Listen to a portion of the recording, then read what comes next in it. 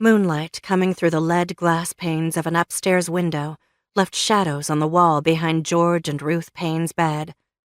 Without intention, the shadows resembling jail bars were now a valid representation of where life had taken them, because Ruth had been handed a sentence George couldn't fight.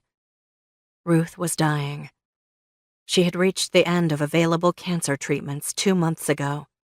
There was nothing more modern medicine could do for her, so she'd chosen to stop everything but the pain meds and was just biding her time. George slept facing the windows with Ruth curled up on the bed behind him, her arm around his waist to keep him close. Throughout their married lives, she had trusted him with all her troubles, and he'd never let her down. Knowing he could not stop what was happening to her now was about to break him. He just couldn't let her know. Even asleep, George was hyper-aware of her tiniest movement, of the softest breath coming out of rhythm. But the strident sound of a ringing phone was a rude awakening. He woke with a gasp, reaching for the receiver before his eyes were open, trying to remember if their son Aidan, who was in his senior year of high school, was home from the basketball game and in bed. And then he saw the clock. 3:15 a.m. It had to be bad news. At this time of the morning, it always was. He answered, his heart pounding. Hello? George? Yes, this is George. Who's this? Your store is on fire, the caller said, and disconnected. George leaped out of bed, turning on lights as he went, and began getting dressed. Already pale and shaky, Ruth raised up on one elbow, concerned by the look on George's face. What's wrong? Is Aidan okay?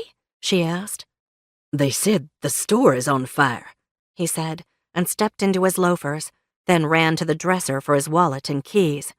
Stay in bed. I'll call when I know something. Oh my God, Ruth moaned. This can't be happening. George knew what she meant. Because of her cancer, their savings had been depleted, and their checking account was down to spare change.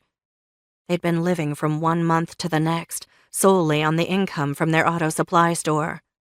George was scared, but wasn't going to let her know. I know, sweetheart. We'll figure it out. Just rest. I'll be home as soon as I can. And with that, he was gone.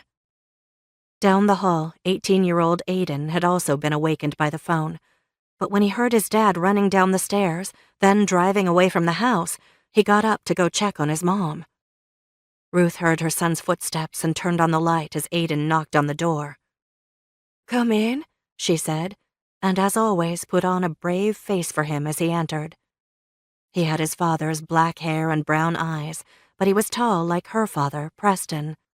It saddened her, knowing she'd never live to see her son grown. What's going on? Aidan asked. Someone called and said the store was on fire, she said, and then burst into tears. Aidan rushed to her bedside and took her in his arms. It's okay, Mom.